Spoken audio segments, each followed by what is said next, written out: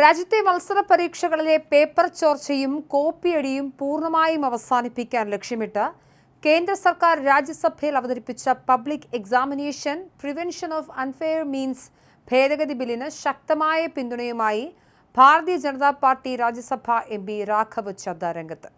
രാജ്യത്തെ ദശലക്ഷക്കണക്കിന് വിദ്യാർത്ഥികളുടെയും ഉദ്യോഗാർത്ഥികളുടെയും ന്യായമായ ആവശ്യങ്ങൾ തിരിച്ചറിഞ്ഞാണ് കേന്ദ്ര സർക്കാർ ഇത്തരമൊരു നിർണായക നിയമനിർമ്മാണവുമായി മുന്നോട്ട് വന്നതെന്ന് അദ്ദേഹം സഭയിൽ ചൂണ്ടിക്കാട്ടി.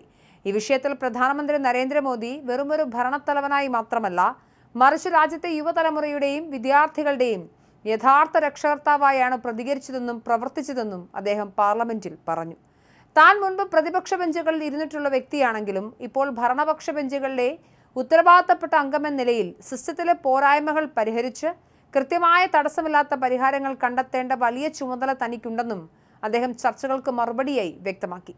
വിദ്യാർത്ഥികളുടെയും യുവാക്കളുടെയും വിഷയം വരുമ്പോഴെല്ലാം നരേന്ദ്രമോദി സർക്കാർ അത് കൃത്യമായി കേൾക്കുകയും ആവശ്യമായ അടിയന്തര നടപടികൾ സ്വീകരിക്കുകയും ഫലം എത്തിച്ചു നൽകുകയും ചെയ്തിട്ടുണ്ടെന്നും രാഘവ് ചദ്ദ ഓർമ്മിപ്പിച്ചു.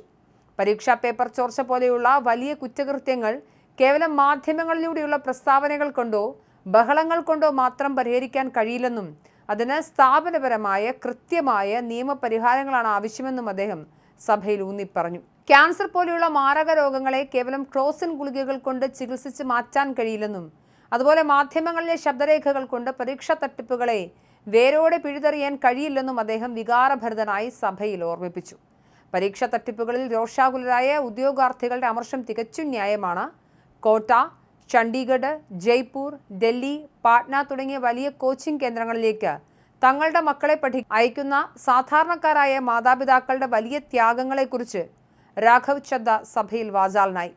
വീട്ടുചെലവുകൾ വെട്ടിച്ചുരുക്കിയും ഭീമമായ തുകകൾ വായ്പയെടുത്തുമാണ് സാധാരണക്കാരായ മാതാപിതാക്കൾ മക്കളെ ഇവിടങ്ങളിലേക്ക് അയക്കുന്നത്. ഇവിടെ ദിനം പ്രതി 18 മണിക്കൂറോളം കഠിനാധ്വാനം ചെയ്ത് പഠിക്കുന്ന കുട്ടികളുടെ വർഷങ്ങളായുള്ള അധ്വാനവും പ്രതീക്ഷയുമാണ് ഒറ്റയൊരു ചോർച്ചയിലൂടെ നിമിഷം നേരം കൊണ്ട് തകർന്നടിയുന്നത്. അത് ഉദ്യോഗാർത്ഥികളുടെ മാനസിക ആരോഗ്യത്തെയും ഭാവിയെയും ഇല്ലാതെയാക്കുന്നു. ഒരു മുൻ ചാർട്ടേഡ് അക്കൗണ്ടൻസി വിദ്യാർത്ഥി എന്ന നിലയിൽ ഇത്തരം മത്സര പരീക്ഷകൾക്ക് തയ്യാറെടുക്കുന്ന കുട്ടികളുടെ നിരാശയും വേദനയും തനിക്ക് നേരിട്ട് മനസ്സിലാക്കാൻ സാധിക്കുമെന്നും രാഘവ് ചദ്ദ പറഞ്ഞു. പരീക്ഷാ ചോർച്ചയിൽ കടുത്ത രാഷ്ട്രീയം കളിക്കുന്ന പ്രതിപക്ഷത്തിനെതിരെയും അദ്ദേഹം രൂക്ഷമായ വിമർശനങ്ങൾ ഉന്നയിച്ചു. മുൻപ് കർണാടകയിലും ഹിമാചൽ പ്രദേശിലും കോൺഗ്രസ് സർക്കാരുകൾ ഭരിക്കുമ്പോൾ നടന്ന വൻ പരീക്ഷാ ചോർച്ചകളെക്കുറിച്ചും അദ്ദേഹം സഭയെ ഓർമ്മിപ്പിച്ചു. 2016 12ാം ക്ലാസ് കെമിസ്ട്രി പേപ്പർ ചോർച്ചയും 2026 ജനുവരിയിൽ നടന്ന SSLC പരീക്ഷാ ചോർച്ചയും ഇതിന് ഉദാഹരണങ്ങളായി അദ്ദേഹം ചൂണ്ടിക്കാണിച്ചു. വിദ്യാർത്ഥികളുടെ പ്രക്ഷോഭങ്ങൾ സ്വതന്ത്രമായി നിൽക്കണമെന്നും അത് രാഷ്ട്രീയവൽക്കരിക്കപ്പെടാൻ പാടില്ലെന്നും അദ്ദേഹം ആവശ്യപ്പെട്ടു.